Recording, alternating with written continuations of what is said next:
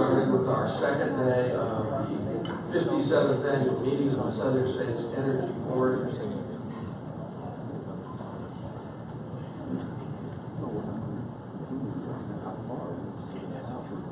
I want y'all to know I'm still shocked from last night when the governor presented me with that eagle.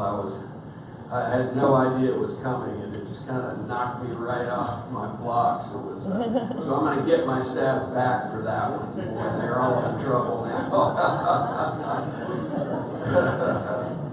But anyway, this is going to be a really fun day, guys. We have a tremendous program this morning, and at the end, our staff is feverishly working on it. I think the chairman will have a resolution for the board, for the whole board, regarding the recent devastations, the recent hurricanes in Texas and Florida and Puerto Rico and the Virgin Islands.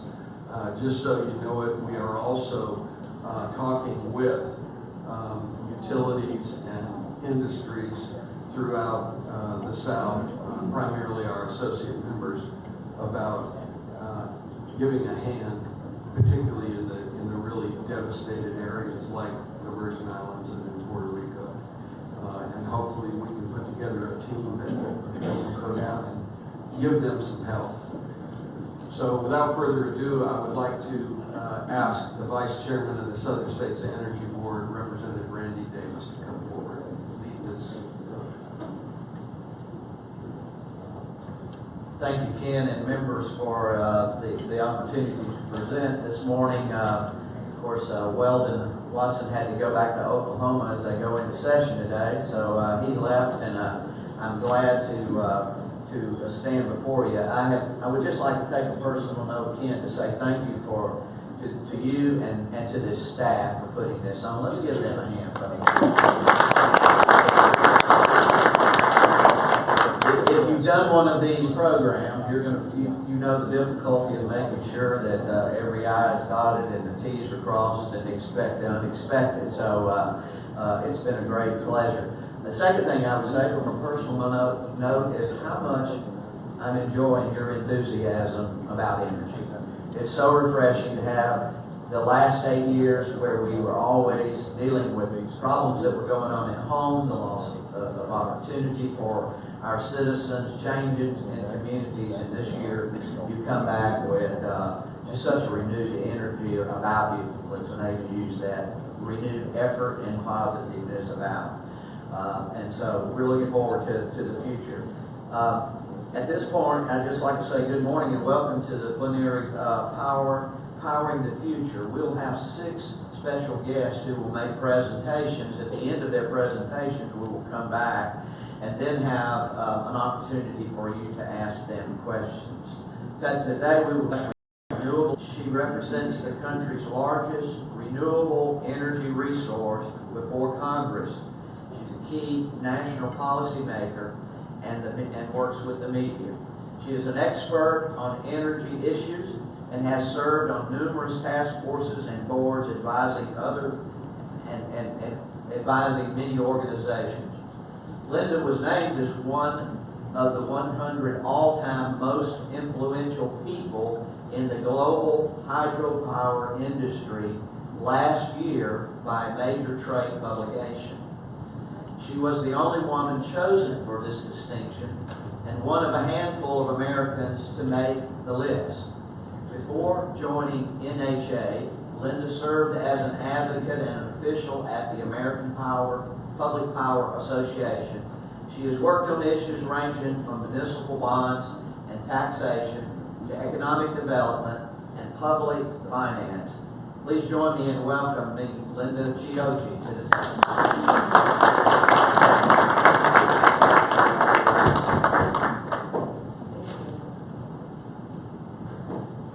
Thank you, Linda. I'm delighted to be here with you this morning, and I just wanted, in addition to my work at American Public Power Association, I spent 18 years working for a local government in Washington, representing both counties and small towns. And I have great respect for public officials and the work you do and the dedication that you show in ensuring that our nation, certainly your communities, your states, move forward with the right policies. So I want to thank you. Let me begin by thanking you for all your good work and for your dedication to your communities. I want to also thank the Southern States Energy Board for this invitation. It's a delight to be here to talk to you about the nation's first renewable hydropower, which often is not talked about, and have an opportunity to actually shine a light on some of the issues and certainly the benefits of hydropower.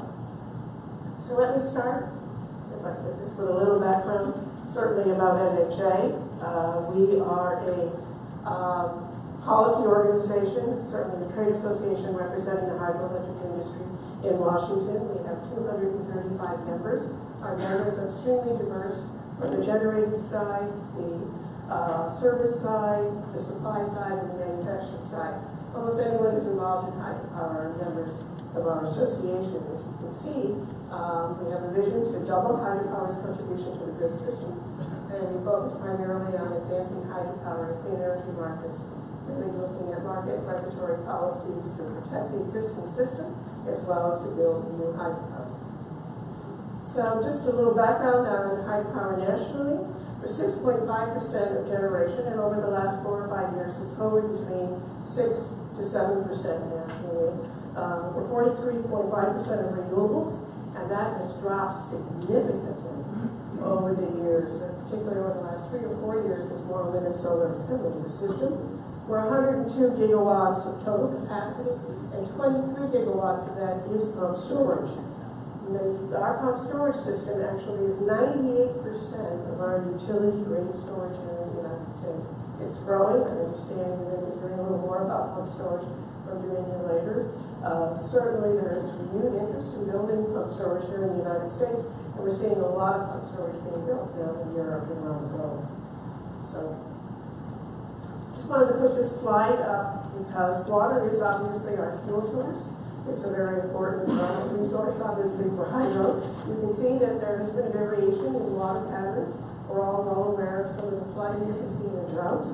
But one of the things I think that's important is that there's been still, despite this variation, there still is a fairly consistent pattern for water that we use in producing our power. Now that doesn't negate the fact that yesterday we talked about the importance of developing some new water policies going forward and protecting our water systems.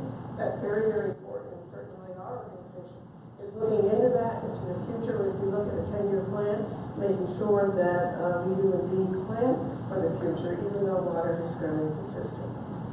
Now, looking around the country, a lot of people think that hydropower is a northwest or western issue. It is not. Obviously, it is around the country.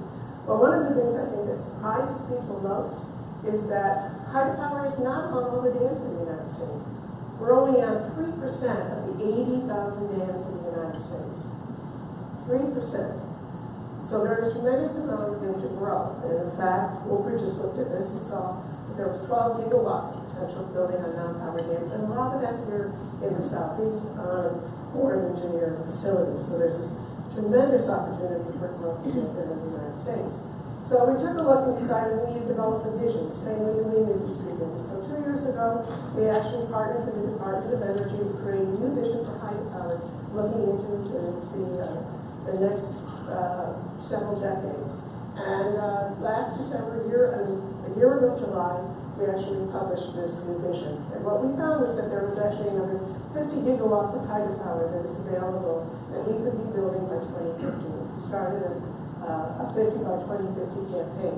Now, one of the things I wanted to point out was when we developed this vision, we developed it in collaboration with the NGO community, with the federal resource agencies, state resource agencies, and others. So all the stakeholders were at the table.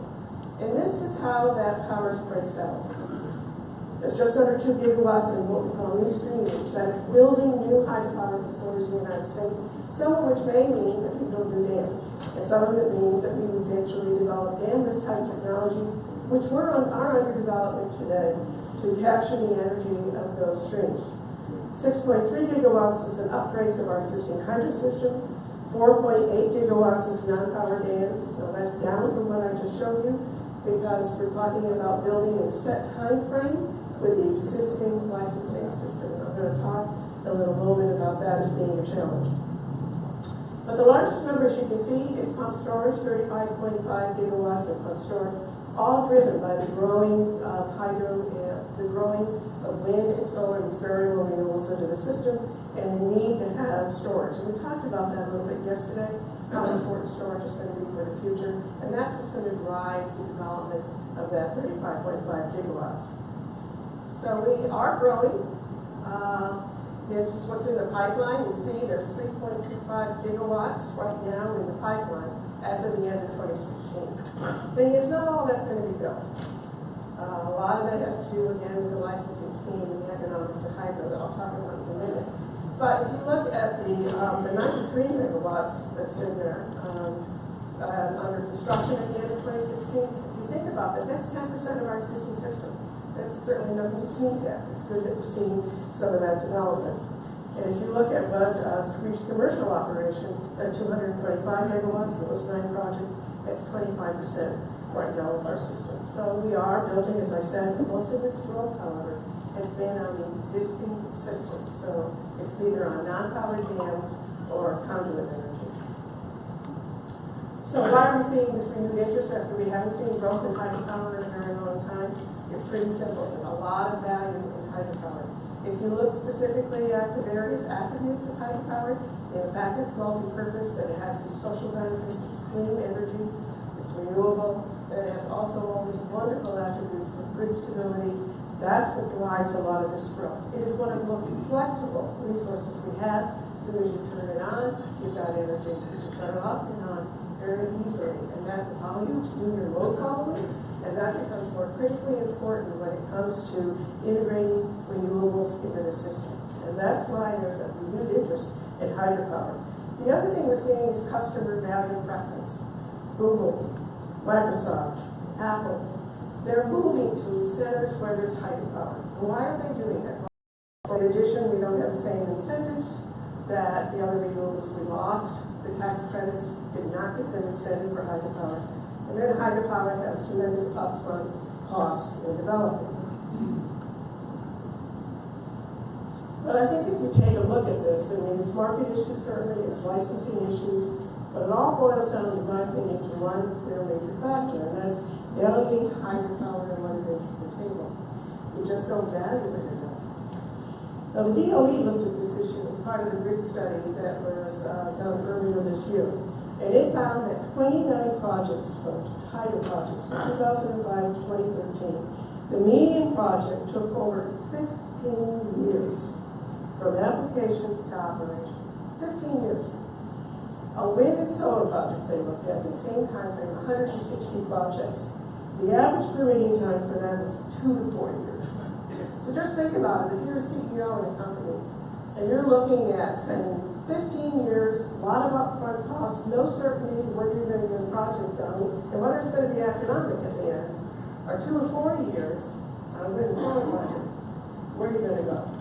You're not going to go to a 15-year scenario, because number one, you won't be able to attract investment, and number two, you're not even guaranteed at the end you're going to have a project that's economic.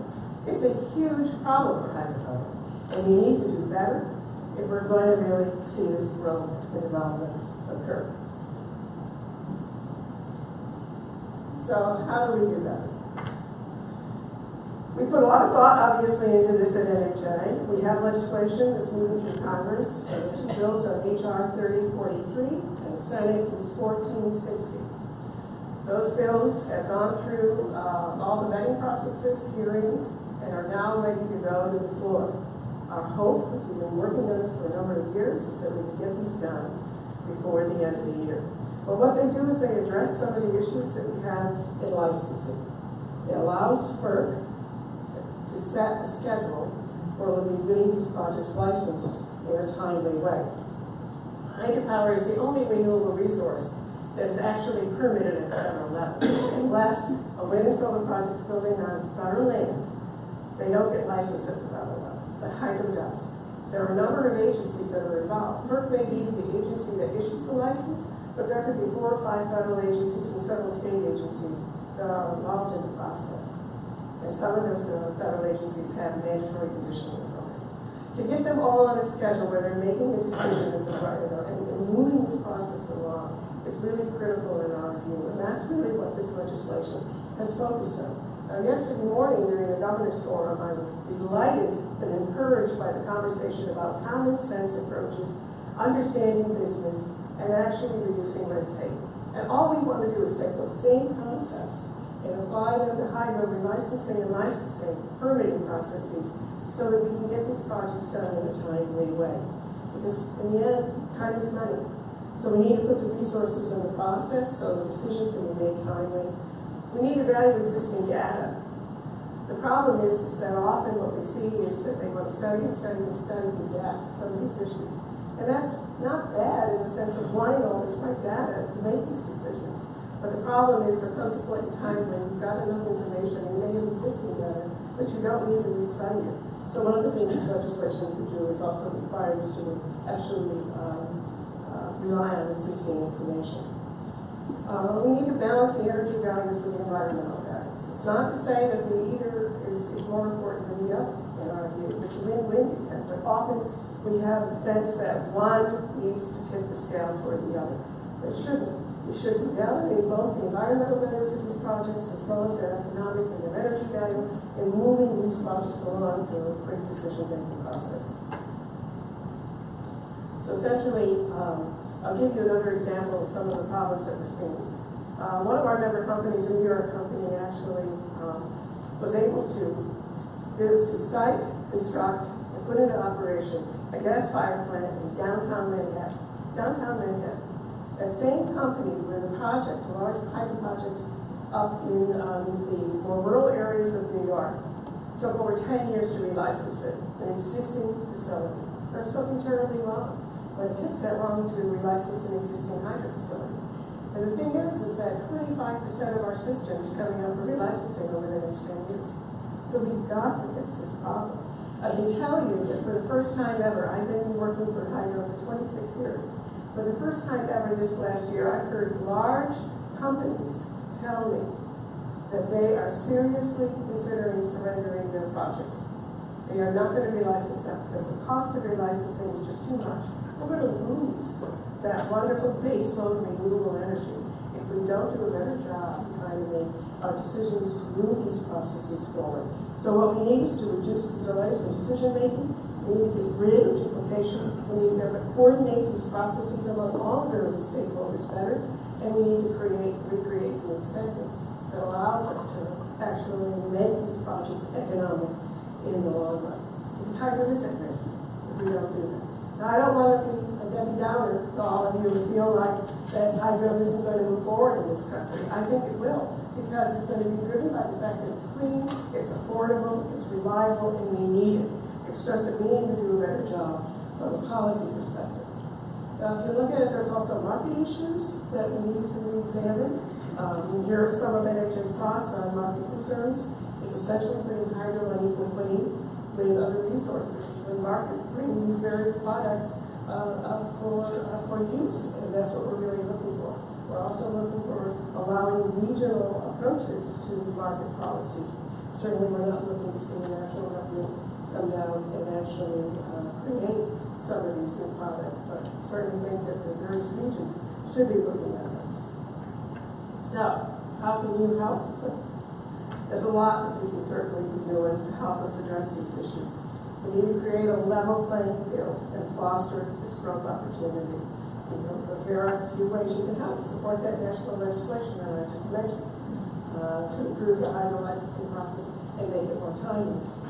Examine your own state policies to see if hydro is treated fairly. Yesterday I heard about South Carolina's 25% tax instead of ITC for solar, and we couple that with the national 30%, 55% ITC for solar.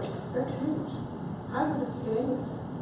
So when you look at your state policies and you incentivize your individual technologies, think of hydro. Think of the importance that it's going to play to your systems and reliability and what it brings to the table, and develop the kinds of policies that help actually improve the economics of this wonderful resource. So investigate if you're valuing this resource in the way you should. Be a vocal advocate. You often don't hear about hydropower. Well, President Trump's been talking about it, and it's wonderful that we're finally hearing at the national level some positive support for hydropower. And I can tell you it makes a difference. He and his administration are looking at a lot of regulatory issues that we are facing and trying to fix some of them from an administrative standpoint. And it makes a huge difference for the agencies to hear that their boss, the president, actually favors this resource and wants to see some of this red tape removed. Not necessary regulation, unnecessary duplication. And that really is a huge incentive for bureaucrats and other folks within the agencies to understand that you value hydro. So be an advocate in ensuring that you speak on behalf of this energy source. Another thing is state energy is that states have played a large role in hydro licensing. 401 agencies, you can't get a certificate, you can't get a hydro license without a 401 certificate. And one of the problems that we've seen over time is that it's very, very difficult sometimes to get this through the process. So make sure that your state energy officials are working closely with your 401 officials to understand the value of these projects and work with them to get them through. Make sure that they have the resources and they have the data. And I can tell you that the state agencies, the 401 agencies, they've been singled out as the agency that causes the most delays in hydro licensing. It's not true of the South. It's doing a great job with the 401 agencies here. Certainly true of the West of California. So certainly we can do better in making sure that we improve these processes for in a more speedy way. In California, we have projects that are waiting 10 to 12 years for a 401 certificate. That's just crazy. We should be able to do that. So my key takeaways to you is this. Hydropower is very important. For the South, it's been important. It's going to continue to be important. It's critical in maintaining the reliability of the grid system. It's brought tremendous economic value in the region. There are significant opportunities for reinvestment and growth. This brings obviously additional economic growth and jobs here to the region, as well as energy security and stability to the South's energy future. But in the end, it's up to you. You need to be a champion, support it, investigate your state and regional policies, and help ensure that its value is indeed recognized. So thank you very much, and I'll be happy to answer questions at the end of the session.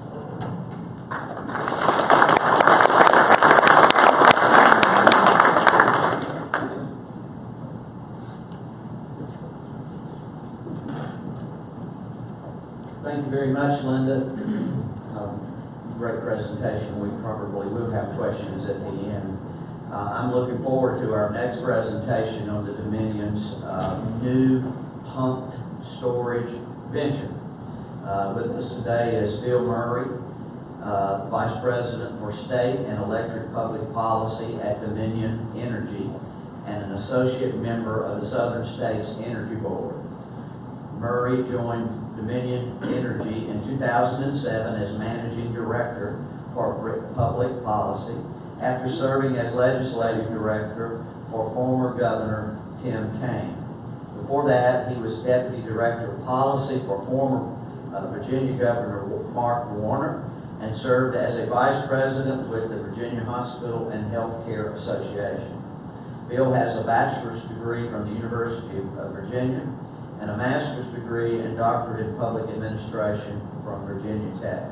Let's welcome a good friend, Bill Murray. Good morning.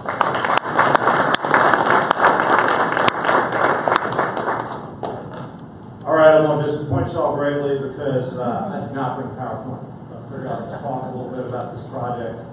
Let me start with, I think sometimes when we go to meetings like this, probably 90% of what we talk about is generation, and we sometimes lose sight of what we're doing these facilities for, is to keep the lights on all the time, 24/7. And I mention that only because there's a tendency, because it's so interesting, generation is such an interesting part of the business, to think that the business is all about, it's about coal, or it's about natural gas, or it's about nuclear, or it's about solar, or it's about hydro.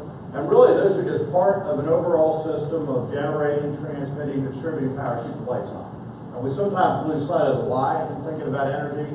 So I'll start with that. I'll also start that it's an exciting time to work in our industry. because we are once again an energy superpower, almost in spite of ourselves. Now, how many of y'all think that our current status, that we're in great shape, we're an energy superpower, because whether you're Republican or Democrat, liberal, conservative, whatever the last 40 years have been the exact right way to do energy? How many of y'all think this is a big triumph of public policy? As in much of life, it's better to be lucky than good. We've been blessed with a lot of traditional resources and a lot of renewable resources. Not either or, we've got both. So we're an energy superpower at a time when people are increasingly intolerant of power outages. And the reason for that is these. This is how you pay your bills, it's how your kids do their homework, it's how you run your business. And what used to be an inconvenience, because let's face it, looking around the room, there's a lot of y'all about my age. And looking around the room, when you lost power as a kid, what had you really lost? Maybe a window air conditioner, 3 local TV stations, or 2, depending on where you lived. Your radio worked fine with batteries, right? And back then you knew where the batteries were, unlike my house. And what had you really lost? Maybe a window air conditioner, maybe not. Certainly not central air in most of our homes as children. And I'm mindful we're meeting in the South, and even most of us didn't have central air as kids. Now, electricity is much more central to running our lives. So we've got an opportunity here to create a lot of high-paying jobs in the United States, to modernize our electric grid so that we go from very good at reliability to great, and to sort of assume the mantle that is being thrust on us through no fault of our own of being an energy superpower. So these are some good opportunities. So what are we working on here? What in the world is pump storage? Senator Wagner talked about this a little yesterday. It's a giant battery. How giant? Well, the Bath County facility that we run, and for those of y'all who are familiar with Virginia, it's near the Homestead. It's the easiest way to think where Beth County is. It's out in the it's out towards the West Virginia line in the western part of Virginia, what we also call the Allegheny region of Virginia. It's also near one of our largest industrial customers, the West Rock Paper Mill in Covington, Virginia. Bath County is so large, it can accommodate 3,000 megawatts. And I think in our industry, we make a mistake when we throw around megawatts and assume people know what that means. That's about 750,000 homes. It's the equivalent of 3 nuclear units. It's the equivalent of 25,000 acres of solar panels.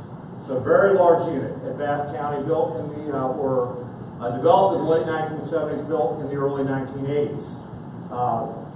It was such a major investment. At one time, Dominion had a vice president whose only job was to find partners in that project. So thank you, First Energy, previously Allegheny Power, for investing in that project. What we're looking at in Southwest Virginia is smaller, but still a very large scale. So it's not going to be 3,000 megawatts, but it's still going to be a very significant investment. And it also will be a giant battery. We're looking at 2 possible approaches. We're looking at a more traditional approach, similar to a smaller Bath County, if you will, and that's in Tazewell County, on some land that we actually own from some previous work we had done out there. We're also looking at using an abandoned mine shaft in Wise County, the Bullock Mine in Wise County. So we're looking at both of those tracks, both very significant investments. And what we're doing now, we're sort of going down 2 tracks. We're doing the Federal Energy Regulatory Commission's sort of pre-application process. It's a license to apply for a license, in other words, the way I like to explain it to people. We're doing that for the Tazewell site, and we've hired Virginia Tech to essentially do that as a proxy for the abandoned mine site. Because that's such a new technology, it was not as clear a regulatory process for that, so we hired Dr. Karmas, who some of y'all know, a good friend of the Southern States Energy Board, to look at how to proceed on that particular site. So we're looking at both options. Why are we doing it? Well, for a number of reasons. Senator Wagner mentioned yesterday, the more sort of on and off renewables you have on the system, the more you need storage. But you also need storage for traditional energy. Storage makes sense whether you're talking about traditional or renewable energy. It's not an either or, it's helpful for both. We're looking at it also because there's tremendous community support. An example of that support, this project is in the Coalfields region. Every locality in the Coalfields region has passed a resolution of support and agreed in principle to the idea of revenue sharing so that the region wins, not just an individual site wins. There's also, I got to be frank, supportive legislation. So I see several members of the Virginia General Assembly here, and I'd like to thank all of them for voting for this good measure. What the legislation did is it declared that a pump storage facility in the Coalfields region of the Commonwealth, along with any associated renewables, were in the public interest. That doesn't guarantee regulatory approval from your Public Utility Commission, but it's certainly a sign that they ought to take an extra hard look at it. So we've got a supportive community, we've got a supportive General Assembly, and what was nice about this, we've got members of both parties here. This was a very bipartisan discussion.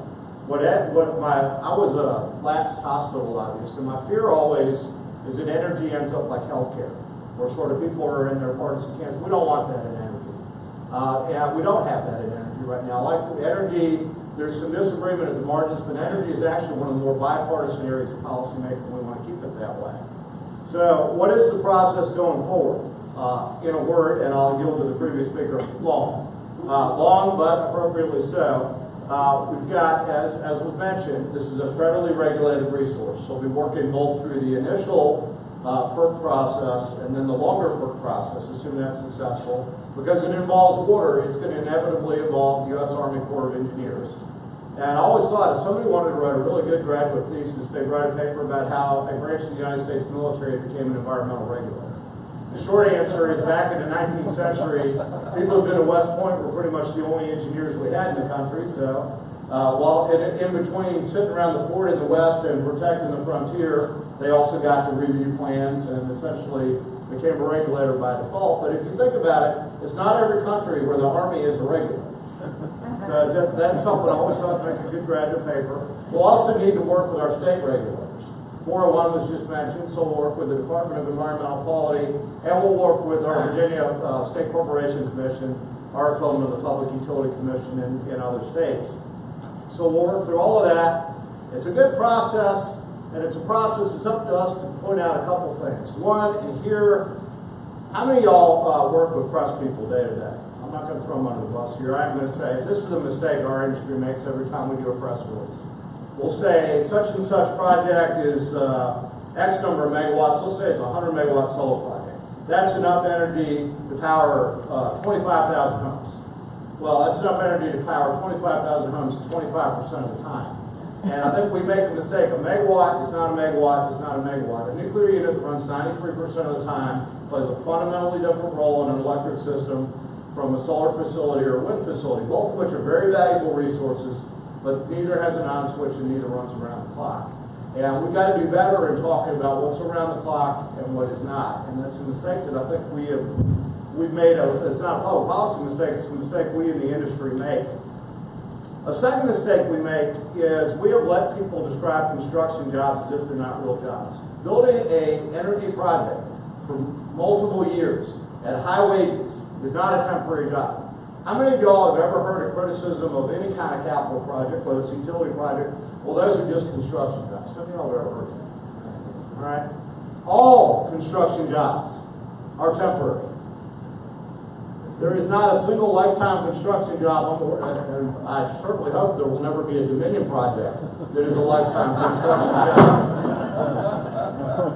I hope that, because if there is, they're going to get some new policy and regulatory people at Dominion, and I would be against that. So anyway, we have one of the most valuable, essential skills of our society, very high paying. We've let people essentially devalue because at the end, you finish one job and move on to another. And that is a huge mistake. I'll tell you an associated mistake. How many of y'all know this term, middle skill? All right. That's a terrible term. The folks who run our multi-billion-dollar assets in the control room are not middle skilled. Designing building a multi-billion, billion with a B, dollar energy facility is not middle skilled. Just because it doesn't take a 4-year degree does not mean it's not high skilled and it's not essential and it's certainly not high paying. And I thought Senator Wagner covered that pretty well the other day in talking about what welders make, what plumbers make, or what have you. But I think we do a real disservice to our kids when we talk about things as middle skilled. I'm going to come back to workforce in a minute. The other thing we've got to remember about pump storage, about investments generally, but particularly investments in storage, it is part of an ongoing societal effort to go from, as I said earlier, very good to great in terms of reliability in the electric system. The reality is, we've got to start thinking of it as a system. Everything, from hardening a power pole, to placing distribution lines underground, to inverters on a distribution system to accommodate solar, to a new transmission line, to to a pump storage facility, to a traditional gas plant, to solar panels. It's all part of a system. It's not an individual resource. Any of those resources in and of themselves are of no use whatsoever. They're all part of an overall project of keeping the lights on all the time and keeping the power on all the time.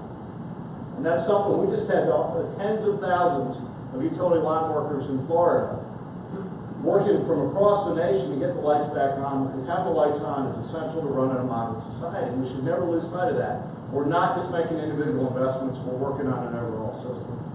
And in closing, what I'll share, we tend at these meetings only to talk about technology, about investments, about capital expenditures, and we do forget about the human side. I mentioned that because looking around the room, I see a few baby boomers. I was sort of from the echo boom. I'm 50 years old, so I was right after the baby boom, but my young employees just sort of lump us all together, old. And here is a news flash. Our industry's average age is over 50. Y'all, that's not a great long-term plan. The most single important challenge in energy has nothing to do with technology. It has to do with people. And it's getting younger folks integrated in the industry, training them well, and learning from both their strengths and also teaching them some of our values in terms of showing up on time, doing the job, not quitting until the job is done. It's a tremendously exciting time. We offer still lifetime jobs in the energy industry, high-wage jobs, jobs that can't be offshored. That's a opinion. We think it's a great asset for our customers, for the electric system as a whole, and for the region. So we look forward to working on it, and I'll be happy to answer some questions later. Thank you all.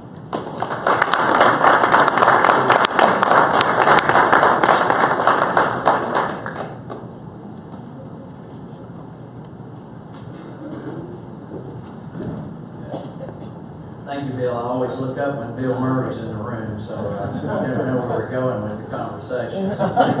Thanks, Bill, for your comments this morning. As we continue on, I'm looking forward now to introducing our next guest, who you've probably met and enjoyed her company in the last 2 years as she's become a very active member with us. I'm pleased to welcome our next speaker, fellow board member, Dr. Beth Tung, to share with us Maryland's experience in offshore wind development. Governor Hogan named Dr. Tung as the administrator of the Maryland Energy Administration in 2016. Previously, Dr. Tung served as a Deputy Secretary of Operations at the Maryland Department of Environment, known as MDE.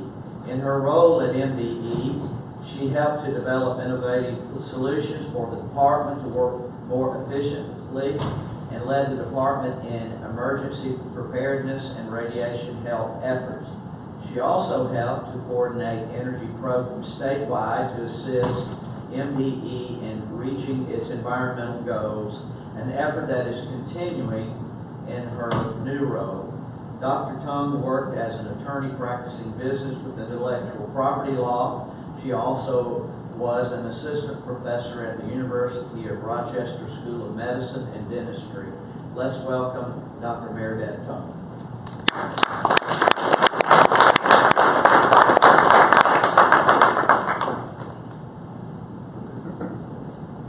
Good morning. Good morning. I will say either this is an early morning town or an early morning organization. I'm not normally a morning person, but you all have gotten me up early in the morning, so this is all good. By 5 o'clock, I'm exhausted. Maryland is kind of unique on offshore wind. We don't have the first project in the country, but we are definitely going to be having the largest first project in the country.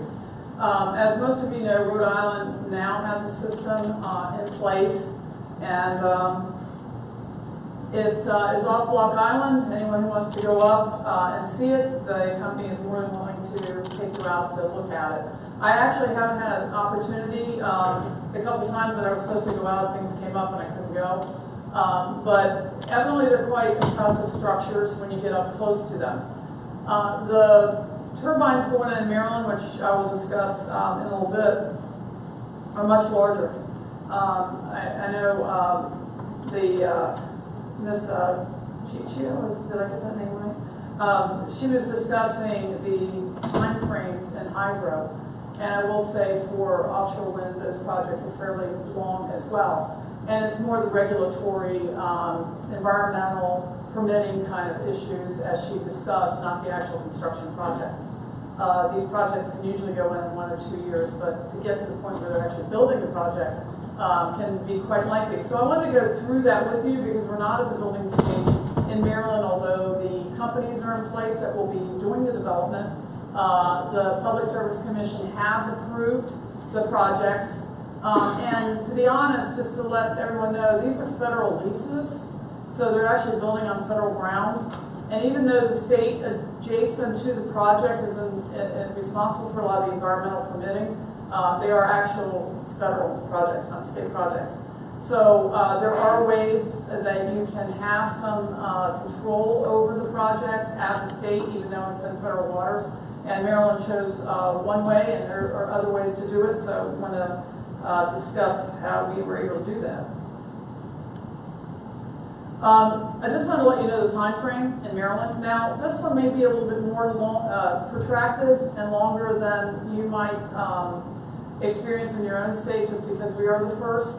And I just want to point out Senator Middleton. I just saw this right here in the back row. And was a member of the General Assembly. So if you have any questions on the deliberations and how this all came about to the General Assembly, he has first-hand knowledge of that. And he's the chair of the Energy Committee, and so he was dealing with this a lot.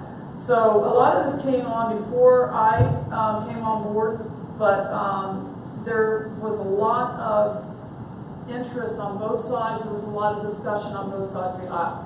So I know there's been some discussion about this being a bipartisan issue. Energy is bipartisan. A lot of the issues, as I understand it, and Senator Middleton can certainly give you more first-hand information, both parties had issues with the cost to ratepayers.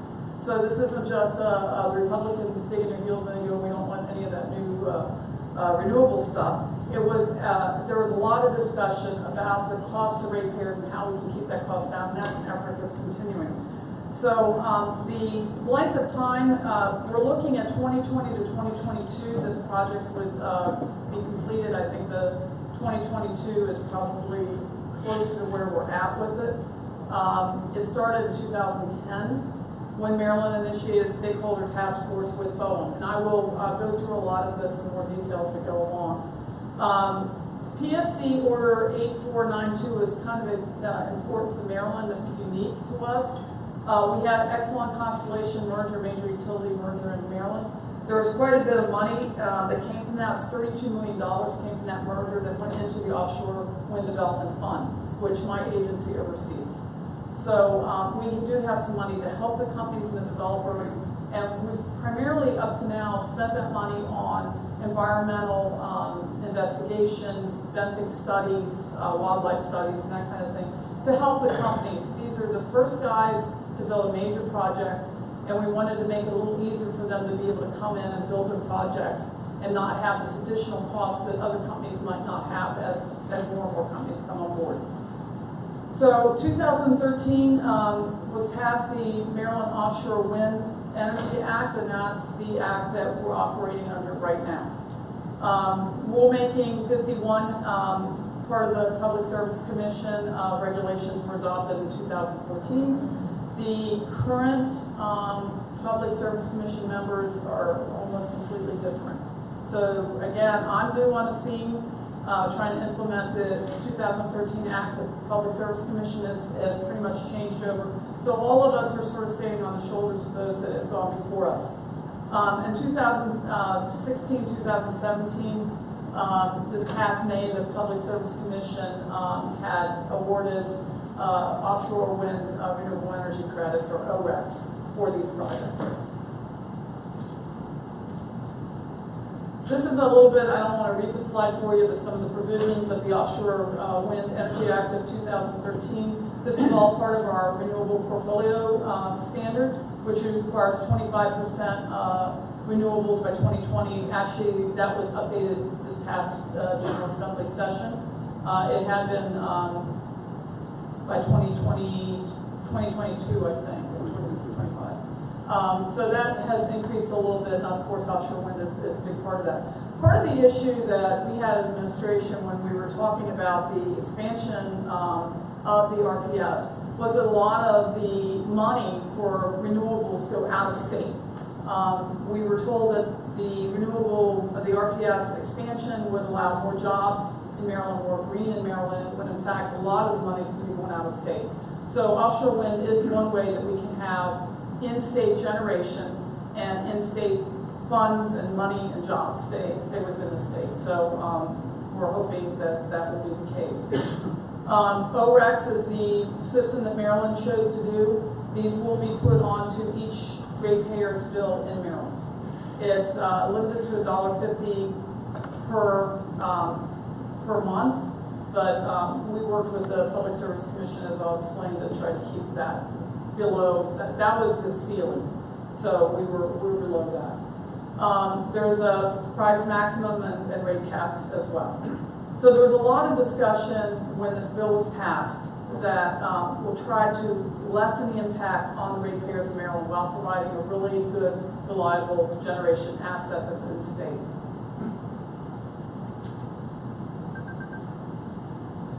And over the project, the companies wanted these ORECs to help with their development costs. One OREC is the equivalent to 1 megawatt of electricity produced by offshore wind. ORECs are, and I've got another slide that kind of compares ORECs with other RECs. ORECs are bundled with energy capacity, insulated services, etc. There's a rate increase cap at $1.50 a month for residential, 1.5% per year for non-residential. ORECs are a little bit different. Regular RECs are usually market-based. They go up and down according to what the market is. ORECs are a set price. And they can only be generated by offshore wind projects that are approved by the PSC, so they're not in the regular renewable energy credit markets.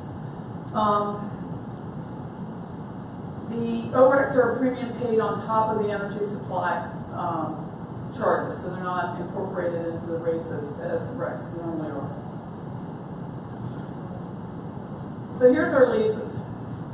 The Delaware, Maryland, Virginia area on the eastern shore is known as Delmarva.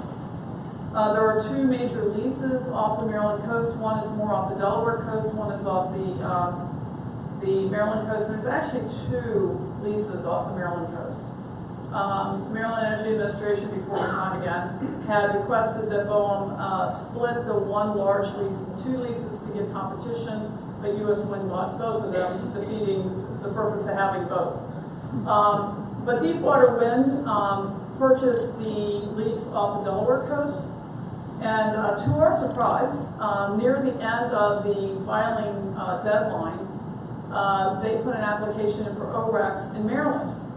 And U.S. Wind obviously was not real happy with this because they thought they sort of had sewn up the market. And the way they're doing it, this is, I find this very funny. U.S. Wind is connecting into Delaware, and Deepwater Wind is tapping into Maryland. So that tap-in into Maryland is where they can then claim ORECs in Maryland. So Maryland Energy Administration, one of our many functions is to advise the Public Service Commission and represent the governor in the state of Maryland in Public Service Commission proceedings. And so it was our job to try to advise the Public Service Commission our position. We've got a contractor to work on looking at the two proposals. The Public Service Commission had their contractor. The Office of People's Counsel, there were a lot of folks involved in this, in these proceedings. The testimony went on for almost 2 weeks. It was painful, and thankfully I wasn't the one on the stand. One of actually our policy director was the one on the stand for 3 days. It got very contentious. I think it will continue to be contentious. And I'd like to know where in the ocean those two lines cross. But U.S. Wind was arguing that it has to be the Maryland Wind area, and Deepwater, which is actually their local subsidiary, is called Skipjack. So, and this is the same company that built the Rhode Island project. So they've already got some experience in the United States building offshore wind. Our recommendation was for skipjack for several reasons. One is a much smaller project. The turbines are a little bit larger, they're more visible from shore, but it's a smaller project, be less of an impact on ratepayers. Of course, then the joke came about that we were approving a project off the Delaware shore, we would approve one off our own shore. The PSC decided to award ORECs to both companies. So this is sort of a comparison of the two companies. What we did, as testimony went along, U.S. Wind had put in for OREC prices that were close to the ceiling. It was $1.48 or something, and the ceiling was $1.50 a month. So as testimony went along, they requested to change their application to lower the price of the ORECs they were requesting. So competition, in our estimation, from what we were seeing on our end, competition was working. Of course, the rules wouldn't allow that. So the question, and we can't communicate with the Public Service Commission during a proceeding, we weren't sure which way they were going to go with this. So what we decided to do for Maryland Energy Administration was to recommend conditions that would incorporate what they testified for their OREC prices to try to get these prices down. And that's thankfully what the Public Service Commission did. They did not allow a new application or a modification of the application, but what they did is they accepted the conditions and kind of held both companies to their testimony prices that they were putting into the mix. So U.S. Wind's a larger, it's a little bit more than twice the size of skipjack. Their turbines are going to be smaller. There will be 6 megawatt turbines versus 8 megawatt for skipjack. Skipjack will be 19 miles from Maryland. U.S. Wind will be 17 miles from Maryland. 8 turbines versus 41. I will say sightline is a huge issue. For anyone who's got these, I know Virginia is looking at South Carolina. Sightline's a huge issue. These things are very visible when you have 41 of them out there and you look out and there's rows of turbines. Now, I like to look at them. I think they're kind of cool, but I'm a geek. So a lot of folks might not like this, so the sightline. As these turbines get larger, they get taller. And during the day, you might get some haze that might not make them so obvious, but at night, they flash in unison, red. And they would have to be about 23 miles offshore in order to not be seen from the ground. Ocean City has 12, 14-story buildings. They can be seen. So sightline's a big issue. If any of you are thinking about offshore wind, you really want to make sure that you get the locals on board with this. And I talked about the OREC prices. With the two companies combined, they're still under the ceiling. So that's how much the price dropped during proceedings. So at the last point, bullet points show that at skipjack came at 43 cents a month residential. U.S. went at 97 cents a month residential, so it's still under the cap, and we have 2 projects. There's approval conditions. A lot of these get kind of complex, but we wanted to make sure that a lot of the money was spent in state and not overseas. There's going to be overseas construction. We know that turbines are going to be made in Europe. They're not going to build a company in Maryland or anywhere in the United States to build turbines unless we have a fairly healthy offshore wind program going on throughout the United States. And that would make it then worth them to build a company in the United States. And of course, we're hoping it'll be Maryland. Sorry for the rest of y'all, but we're hoping it's in Maryland. But for them to invest anywhere in the United States, I think somebody yesterday was saying, you know, if one state, if the vote for one state raises, it raises for also. Hopefully that is the case. But we want to make sure that other cable manufacturing, of course, the construction of the actual project will be done by Maryland Labor and that kind of thing. Steel fabrication facility, port infrastructure upgrades are going to be needed. The Port of Baltimore is one of the biggest deep water ports in the eastern seaboard. It's very protected.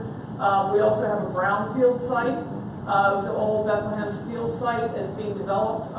FedEx has just moved in. We have a distillery moving in. We're also trying to attract a lot of, this to me is the fun part of the offshore wind project, is talking to these companies and trying to get them to come to our state and our region. So there has to be jobs created in Maryland, and business development, workforce development, and that kind of thing. And the last bullets is minority participation. That has yet to be determined, but we're trying to push for as much minority, small business, women-owned, veteran-owned business participation as we can. So there are challenges.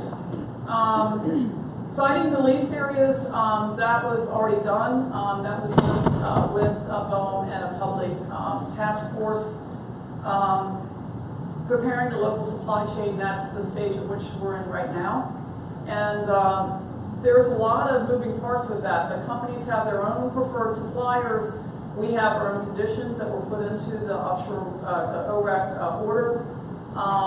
And trying to convince the companies that it's a good thing to do business on this side of the ocean and not overseas.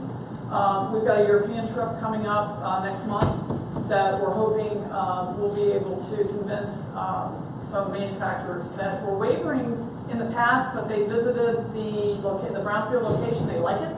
So we're hoping we can kind of push them toward coming to the United States and creating jobs in our country. This is a slide for lease areas nationwide. There's a lease area off of California. The Trident winds, the coastline there is vastly different than in our end of the country, so that's going to be interesting to see how that develops. There's a couple of them off Hawaii. And I talked about the Block Island wind farm that's already in. I flew over it a couple months ago, and it's pretty impressive from the air, too. And there's a large lease area off Massachusetts. Massachusetts has been very, very aggressive on their offshore wind development, but we're ahead of them. So those will be developed if Massachusetts legislators have their way. And I've got the East Coast wind areas as well listed. And these are the leases. This isn't projects under development. These are the leases. Interestingly enough, Lake Erie, the Great Lakes, is another area, so Ohio has a site as well. And I think we already went through this, but one thing I wanted to point out here is the lease land area. It goes out about 27 miles. These are huge lease areas.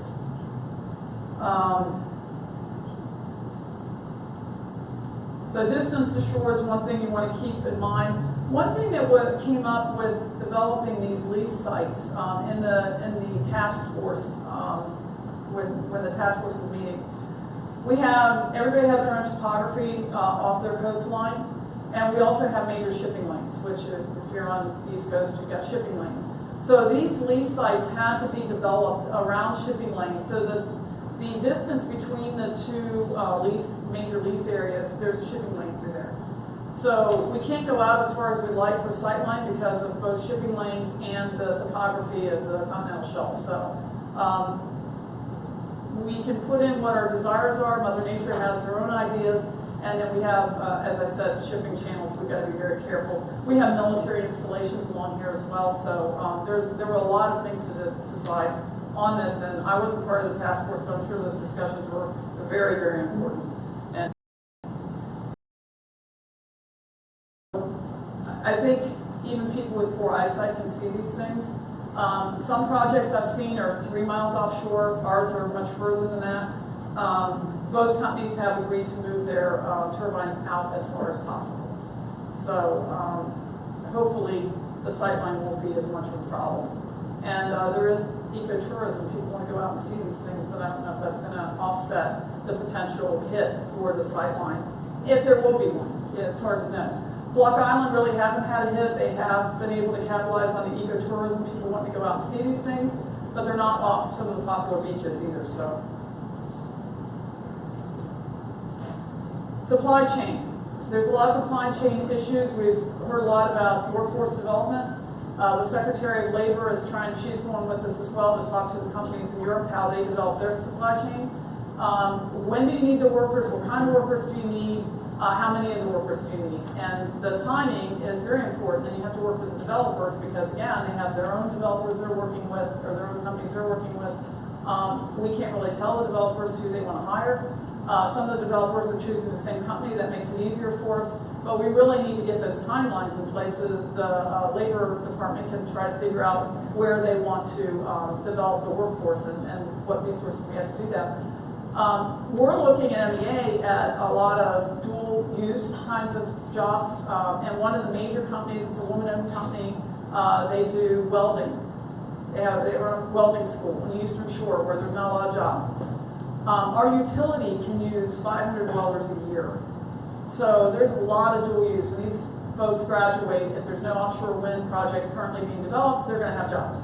So that's the ideal situation for job development, but we kind of need to know what those jobs are so we can start working on that. Local businesses, how we can incorporate them into the supply chain. Businesses are already there that can either shift their workforce over a little bit or continue doing what they're doing, but do it for the developers. And the port infrastructure, the big thing is, most things is who pays for it. You know, that's the big issue of all of offshore wind. Who pays for it? Does the developer pay for it? The land developer? Does the offshore wind developer? Ratepayers? A mix of the above. A little unsolicited advice for those of you that are facing this in the future: do your homework. Make sure you talk to all the stakeholders. I wish I would have been a little bit. I came in at the end of this, but I wish I would have right up front known to get Ocean City folks a lot more involved. Make sure that they got involved in the PSC proceedings. They did not. You know, they're working on their everyday, like all of us, you got your everyday stuff you're dealing with, and you're already overwhelmed. You don't need this proceeding that you don't know anything about to deal with, but it would have been a lot more helpful if they had been part of those proceedings. Be open, transparent, and inclusive. There were some cases during this process where the company was very open and inclusive, and other cases where, quite frankly, they weren't. And so it made it harder for them later on when decisions were being made. We had to sit around going like, we don't even know if they're telling us the truth. So for those of you that are involved in any kind of energy development, be really honest with your state folks, because we want to help you out if we can. But if we've been lied to, it's really difficult. And the citizens find out about that too. And be very effectively be patient. These are long-term projects. And be consistent. You know, it's kind of the parent kind of thing. You want to be consistent with your kids. And, you know, you want to be consistent when you're dealing with fellow professionals and make sure they know where you stand and where you're going with things. So I'm willing to take any questions at the end of the session here, and I'll be available for a little bit today. So thank you very much for allowing me to speak.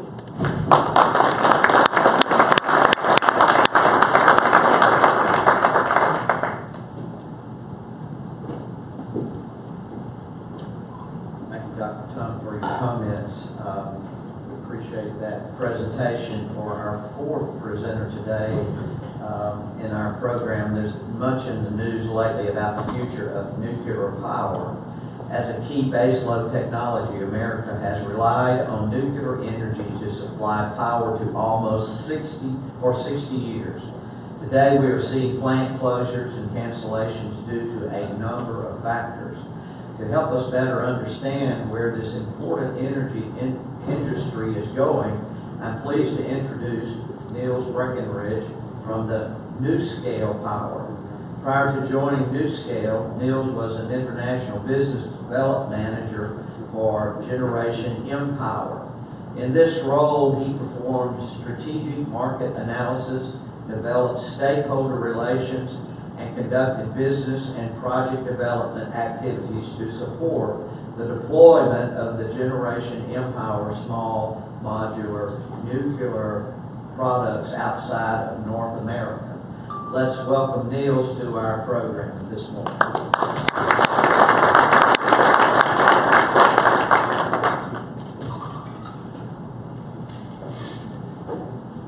Good morning. Good morning.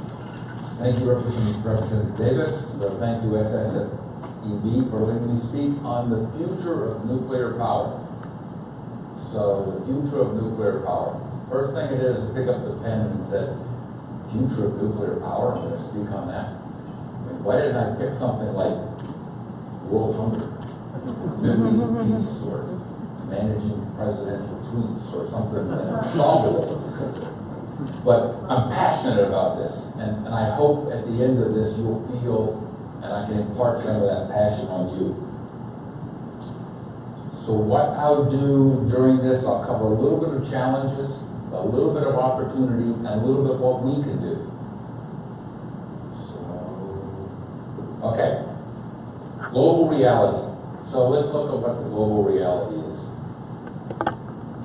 There are a large number of people in the world that don't have access to clean water, that are environmentally challenged. Transportation infrastructure to bring necessities, food, medicine, electricity, the access to reliable, affordable energy. So that's what we are today. So what does the future of nuclear power look like?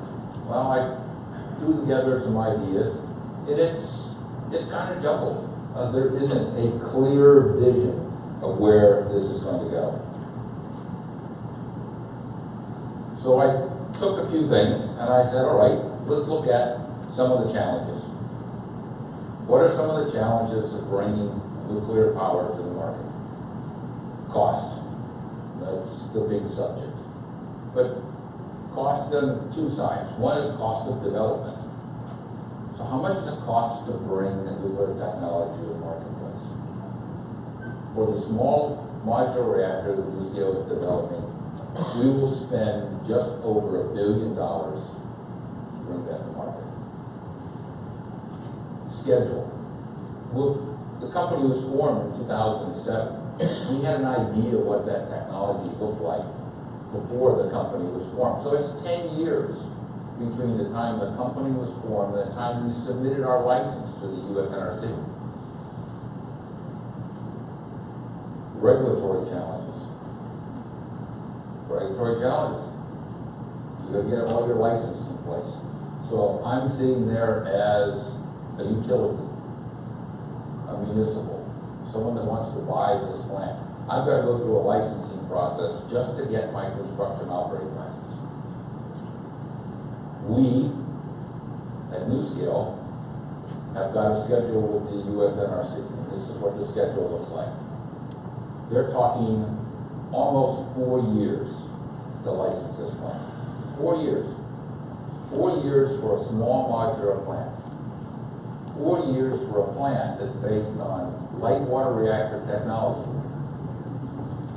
There are millions of operating years of experience in light water reactor technology. There's a regulatory framework that already exists, and it's still going to take 4 years. We've eliminated more than 60% of the events of a big plant. Still going to take 4 years. And 4 years will be a record if they do that on time. So there's a regulatory challenge, a hurdle that's got to be. You just work your way through it. There's no other way about it. At the end, you've got your license, and now you've got challenges in deployment.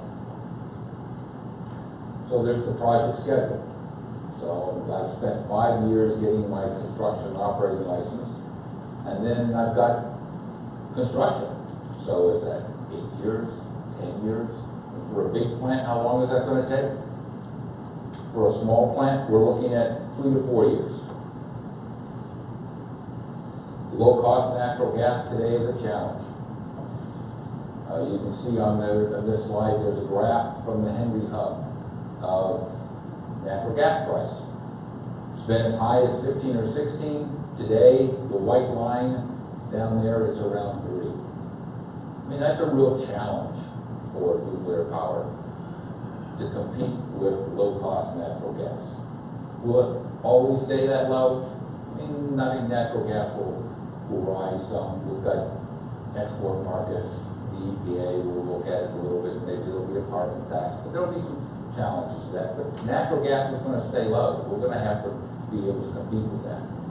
Distributed generation. You've got rooftop solar. You've got wind farms, renewables. You heard from Mark McCullough yesterday, AEP, we heard from Lee Mazzocchi, too. They're installing lots and lots of renewables. Do you need more baseload generation with all that renewable? Renewable, is that the cool thing? The challenge we saw to that was the budget that got submitted. Nuclear was not so cool in that Department of Energy budget. But that's okay. I mean, we'll talk to our representatives and our senators and see what we can do. Demand, you also heard yesterday, demand is flat. So here I am talking about building new generation in a market that's where the demand is flat. There are opportunities there, and we'll get to those. Small reactors versus big reactors. That's the elephant in the room. Vogel, Summer, what's going to happen, where are they going, the challenges they've had. Will we ever see another big reactor built in the U.S.? So that's a huge hurdle today. Utilities that I speak to, that is a huge hurdle. The opportunities for big reactors, I think, will be international. We look at places like China and India, where they've got huge populations that are really dense. There may be opportunities.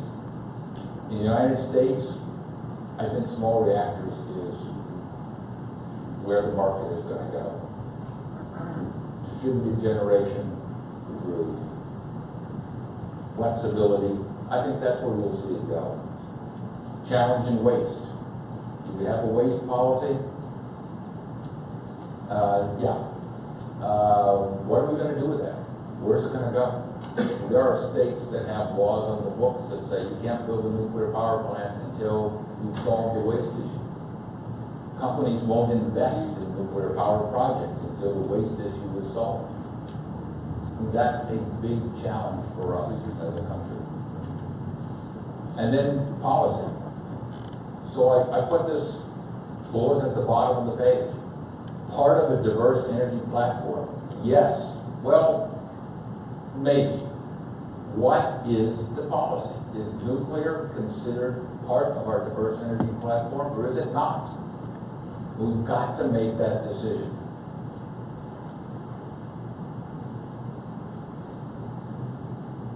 So, opportunities. This is the fun part.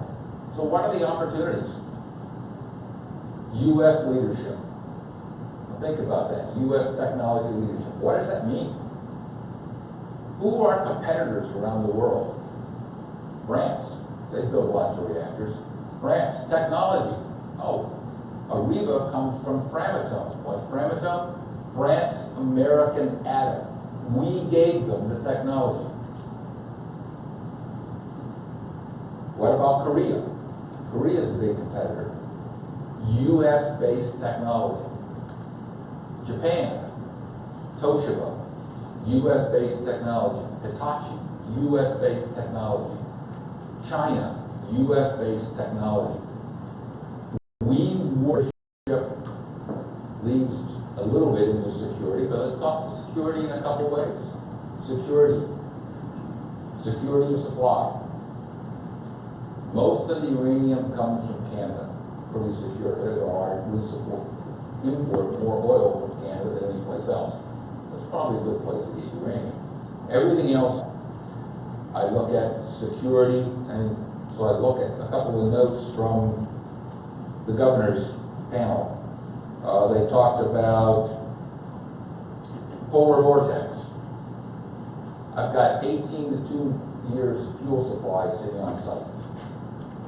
So if your coal pile freezes up, if you're having problems with natural gas pipeline because of the cold, I've got power. And the polar vortex nuclear power plants operated continuously. Cybersecurity. The designs that we're making today are one-way communication. There's no way you can hack in and tell the reactor to shut down. The only information travels from the reactor to the outside. There's no other way to communicate. They can't come in and hack that nuclear reactor.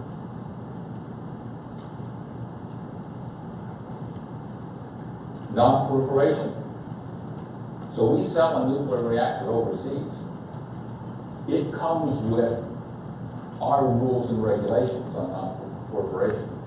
We impose that as we go along. I mean, they're maybe not so happy with it internationally, but they accept that because they want U.S. technology. They want U.S. technology because they know it's the best in the world.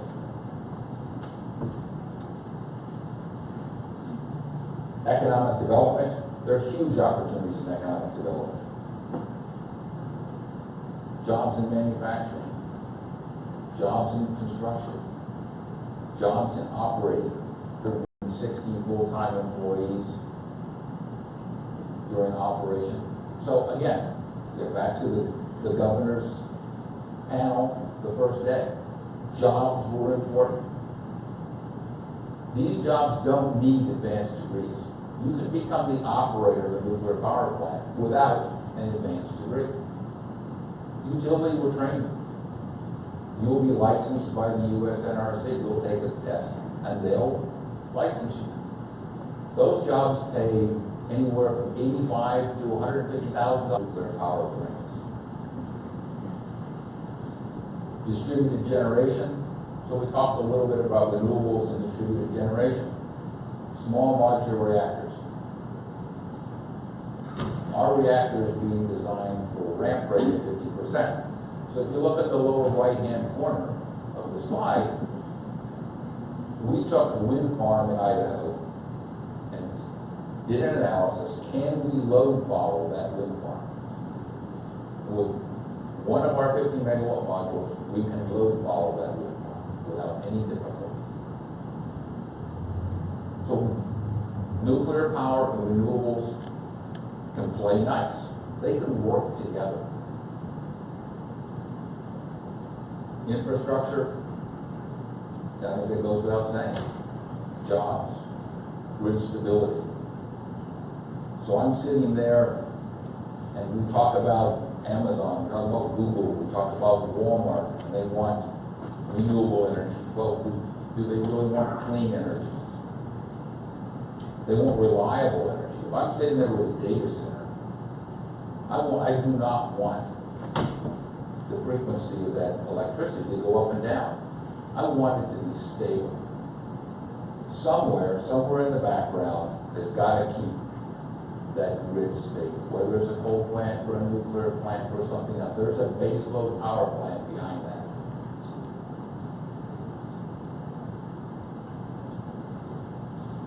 Aging coal.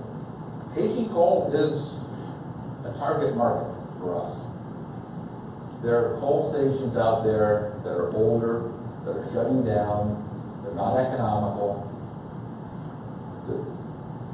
Part of the litigation settlement with someone like the Sierra Club, where they said, we'll shut down some coal plants in exchange for something else.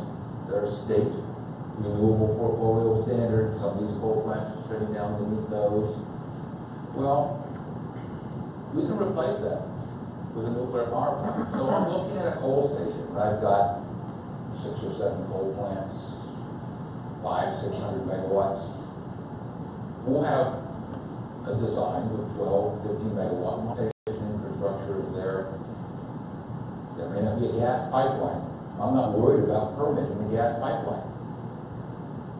I could put that nuclear power plant in the same place. It's clean, creates jobs. I think those are pretty self-explanatory. The other thing in security is highly reliable power. So our design is 12 50 megawatt modules. So say I'm up there at Hampton Roads, or down in Pensacola, or at Shaw Air Force Base, Fort Bragg, Fort Jackson. I mean, there are places that, with time of emergency, they have to have electricity. So we started looking at that and said, okay, I can guarantee you 100 megawatts of power at 99.999% reliability.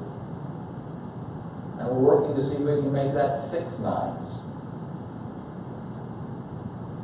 so that there is always going to be power available for those critical defense facilities.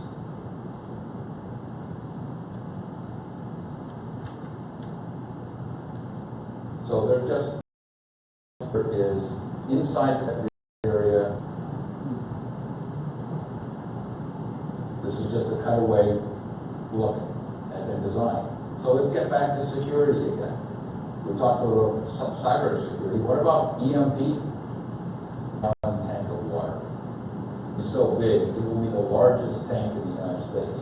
Today, the largest tank is NASA, where they train the astronauts.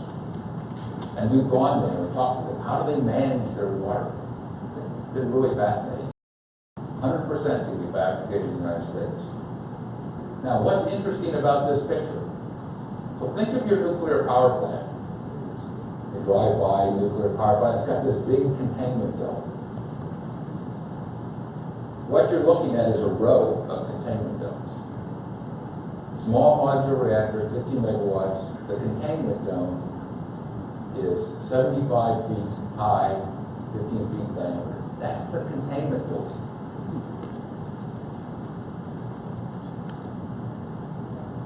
Transportable. Put them in the back of the truck, drive them to where you need them. Safety, everybody wants to know about safety.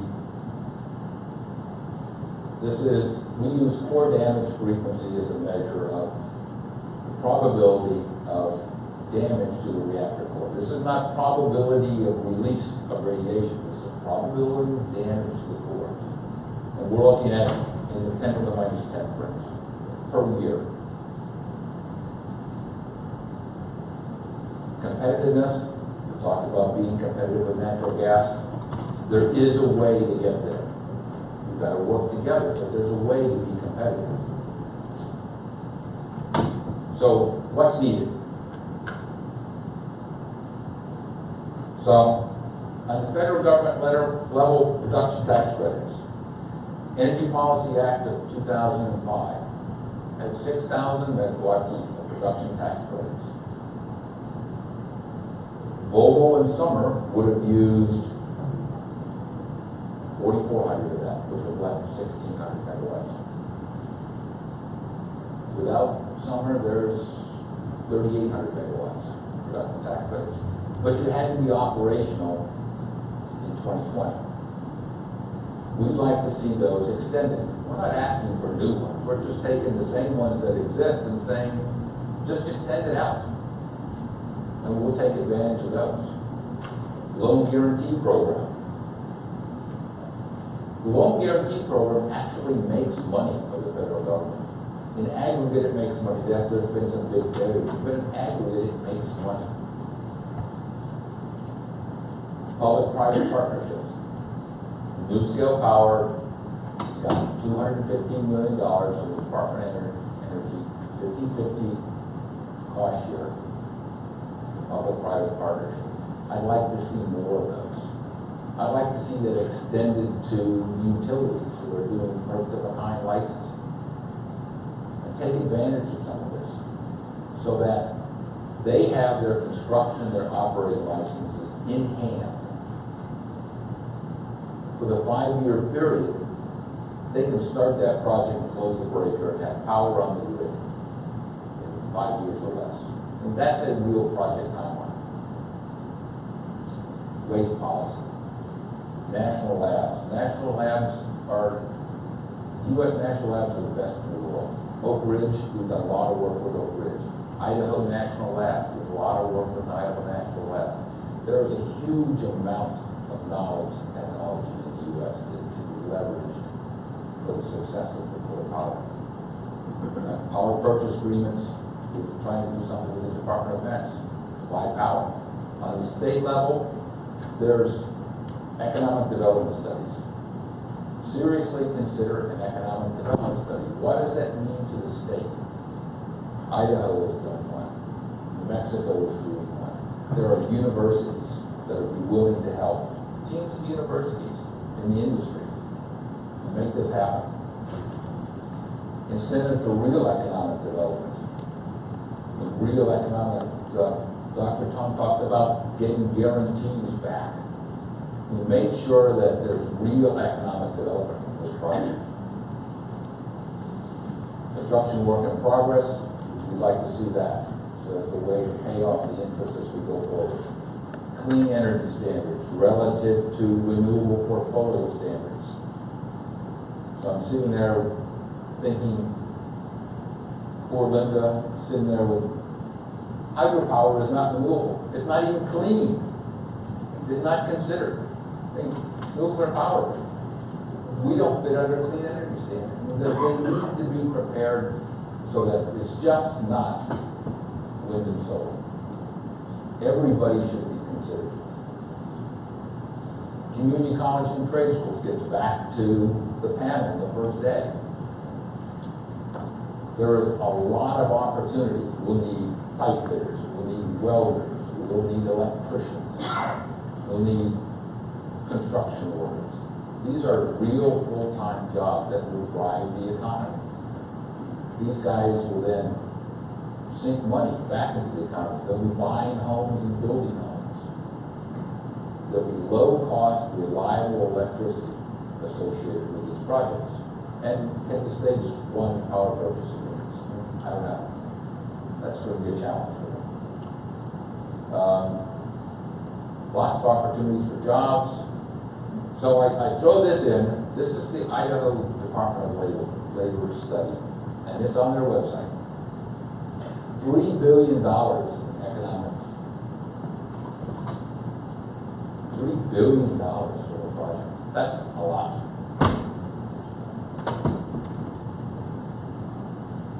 So, success for project, commitment. I mean, there's a lot of words in this slide, but it gets down to commitment. We have to be committed to nuclear power. There's huge opportunities, particularly in small modular reactors.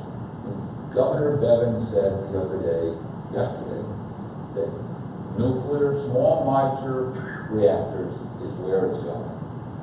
And that's true. I think in the United States and around the world. And I didn't touch too much on that, but so we develop this technology in the U.S. and we start selling it around the world. And there are countries around the world that need small modular reactor technology. I would like to be that global leader. And I know we can.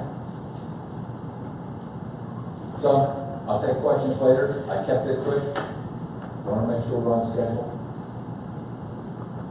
Thank you.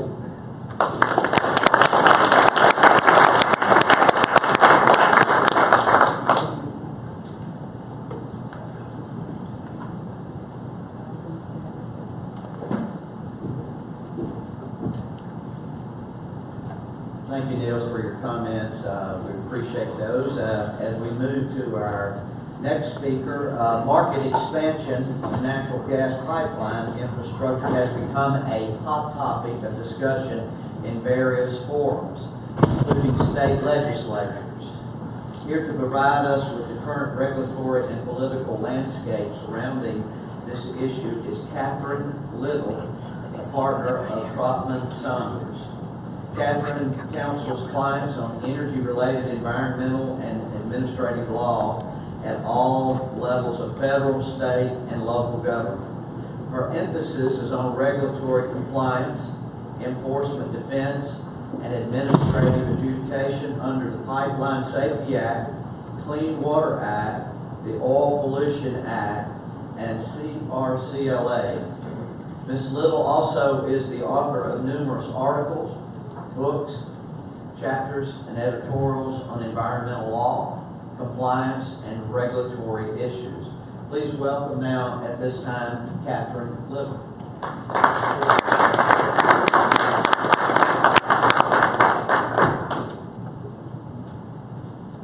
Good morning, everybody. Sorry, I'm the second person to do that, I think. Thank you all for, I guess it's almost getting to the afternoon, but happy to be here today. Just to expand a little bit on what our practice does at Troutman Sanders. We do represent pipeline companies, oil and gas pipeline companies, done that for about a quarter of a century. construction, permitting, pipeline safety. So that's sort of the gambit of what we do, incident response as well. And we're really sort of part of, as Bill Murray put it early, the energy system. So this is the natural gas pipeline portion of the energy system that we've talked about. I think one of the things that we find most interesting, and granted, I'm really truly a nerd in my own right, just on the pipeline side of things, but just to pull up, this is just a little sort of subset of the statistic that Dr. Ard was citing to yesterday. But, you know, what a difference a decade makes. You know, here we are in a 10-year span, essentially, and we have 11 times more shale gas production in the United States. It's pretty amazing, considering in our lifetime just how much distance we have gained, if you will, over that time. The U.S., as a result, is now a major exporter of crude and net exporter of natural gas, and going to be the third largest exporter of LNG by 2020. So I think that sort of sets the stage a little bit in terms of where we are. With all this increased supply and increased demand, there's a lot of pressure on the natural gas industry to get the product where it needs to go. And if I could put up another map, which I didn't do, just if you could almost see with arrows, we put up the pipeline systems in the U.S., which just looks like a map of pure spaghetti all across the U.S. And you put in arrows as to which direction the product flows today or versus where it flowed 10, 15 years ago. So a lot of pipelines have had to reverse direction. So to get product to go from where it needs to get to be refined and to market. And we obviously need new infrastructure as well. And that's a lot of the focus of today's discussion. And that's where the challenges lie. So against the energy sort of backdrop in terms of supply, we look a little bit at what we have in terms of government, what sort of policies are being created. And you know, right now we have a new administration that's seemingly very eager to assist the energy industry. Just in the first 100 days alone of being in office, there were about 60, I think 58 to be exact, executive orders and executive memos that were issued by the White House. About a quarter of them dealt with the pipeline industry specifically. So it's not that uncommon for a new president coming in to issue tons of executive orders and executive memos, at least in recent administrations, but it's very uncommon to have them so focused on a particular industry. Almost all of them were calling for regulatory reform in one way or another. Some were specifically promoting certain pipeline projects like Keystone. That's unusual. And some of them actually reflected kind of a misunderstanding a little bit about the business. One of them was about only using U.S.-made pipe. Well, most people know U.S.-made pipe doesn't really exist anymore. Almost every pipeline company gets their product and gets their pipeline components, their pipe from overseas. So that is currently before the Commerce Department now. I think in terms of other efforts, so in addition to the executive branch, Congress and agencies as well have been very focused on how they can help this pipeline industry. And we're seeing, and we have seen with prior administrations, permit streamlining, that's a concept that's been around for a while. There's been other executive memos that have been issued in the past. I think as an industry, I'm sure you all heard of many, many permits, and it doesn't usually amount to much change. So I guess that portion of it really remains to be seen whether it will this time or not. But there's certainly more chatter about it and more action about it in this administration than there have been in prior administrations. So there was a House bill that was passed in July for permit streamlining, an executive order in the middle of August, and just last week, the Senate bill. So all of those are focused on trying to get the permits issued in a more timely fashion, control the timing a little bit better, focus on FERC as the lead agency, really trying hard to push these projects along. The DOI secretary, actually, for those that aren't aware of it, issued their own order at the end of August on a similar vein, and really responding to Trump's executive order, and issued an order within the Department of Interior that all EISs and environmental impact statements would have to be issued within a year of filing your notice of intent, would have to be limited to 150 pages, unless you could argue or show that it's a complex project, and then you get 300 pages. So we'll see what happens with that. But Secretary Bernhardt, the first one of the agencies to do that, so that will be interesting to see. There's also been some proposed legislation on presidential permits to further streamline that process. That's a little more diffuse on the oil pipeline side than the natural gas side, but nonetheless, that would also speed that process up a little bit. So I think the other thing that's sort of surprising, I guess, when you think about the permit streamlining, a lot of effort in that regard. A lot of the executive orders and memos dealt with regulatory reform. There was the 2-for-1 order or memo that came out and said for every new rule you pass, you need to get rid of 2 old ones. And then there was a big request for input by the White House on tell us about your policies and your rules that you think are really a hindrance to the energy industry. So with respect to that one, agencies including EPA submitted drafts in July. EPA submitted theirs yesterday, which we heard about. So they're identifying, what's going to be on the chopping block. That order has been sort of interpreted to be agency specific, so within all of EPA or within all of DOT, so not within each of the nodes. They can do the 2-for-1. So we'll see how that turns out. I have a hard time imagining how that's going to turn out, but nonetheless, there is some movement in that regard. And I think that's sort of interesting because on the one hand, we're having a lot of talk about sort of the bigger picture with respect to, let's do regulatory reform, let's get the permit streamlining in place, let's see, what rules we can get off of the books. By the same token, the agencies aren't doing a lot otherwise. We're not seeing a whole, there are no rules being promulgated. On the pipeline safety side, there's no administrator yet. So literally nothing has been happening at the upper echelon levels. Plenty of things are happening kind of at the lower level enforcement stage, but nothing at the management and executive level of significance. So they've really been held back by the slowness in the nominations. So the lack of a FERC quorum until recently is very unique, obviously. So I think there's been slowness in ways that perhaps we didn't anticipate. And with all of that focus on the streamlining projects, on reducing regulation, on removing hurdles for projects, that has been matched really by the increasing opposition that we're seeing across the country. That's just one image, but there are plenty more. And we'll talk about it a little bit more later too, but it's unique in the sense that, in my lifetime anyway, you always have opposition to projects. It's usually pretty localized. And you definitely have the more sophisticated NGOs, the Sierra Clubs, et cetera, that pick up on certain issues. But what we're seeing is really this widespread opposition across the country. For most pipelines, for the most part, people don't even know where they are. They're all underground. So it's really been a real bellwether in a lot of ways. But as soon as Trump was elected, the NGOs got busy. They're a lot better funded than they used to be. They're better connected. Social media, which I don't think, I don't know if certainly my generation is not so connected on social media, but or wasn't. But the power of that is incredible, truly incredible. And as a result of sort of increased construction across the country, increased social media, a government that wants to prevent projects, we have just this widespread and unlimited geographic opposition. So very effective. And as a result, states themselves are under a lot more pressure than they used to be to scrutinize the pipeline projects that are going on in their state. That's also something that's relatively new for the interstate gas pipelines, which are a federal, but generally speaking, the coordination with the states has been just that, and it hasn't been opposition. But now we're getting to the point where because of different types of projects or different types of issues that come up, states are really being put in a position to have to scrutinize the pipeline projects in ways beyond perhaps they anticipated at the outset of many of the projects. You may have seen in the news this morning or yesterday on the Rover pipeline. The Rover in Ohio are at odds over a number of issues. And having not been privy to those discussions at the beginning, I don't know what those look like.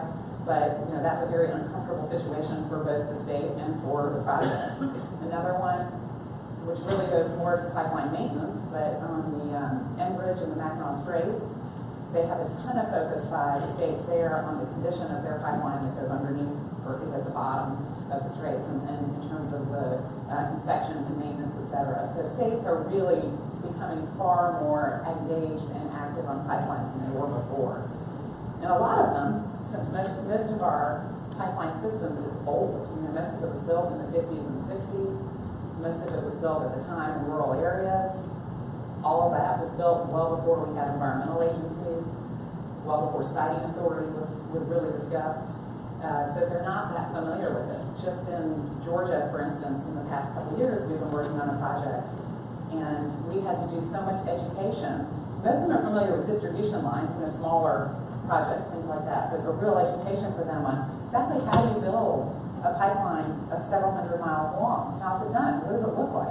And we show lots of visual pictures and explain to them what type of equipment we bring in, how big the right-of-way is, the construction right-of-way, what sort of inspections that you have on there. And they're very well orchestrated projects with all different levels of inspectors and managers. And that's just the company and its contractors. That's not even counting the FERC, the EPA, the additional layers that you get as you go. And that was interesting to me, having practiced in this area for so long, was just how much lack of knowledge there is. And that's with the regulator. So that if you translate that to your general public, you're talking about even less information. So it becomes very important as the operator, as the people constructing these projects. And this harkens a little bit, I think, to Mary Beth's slide, just about the unsolicited advice slide, in terms of being communicative and as open and transparent as you can be. Because it takes a lot of effort to educate the people you're working with, and you need the state, just as you need the federal government, to be as aligned with you as they can possibly be in order to be successful. So just in terms of what's required and where the scrutiny is applied, they're really sort of on the legal side, and then we'll come to one more. Sort of three primary avenues, particularly on the environmental permitting side.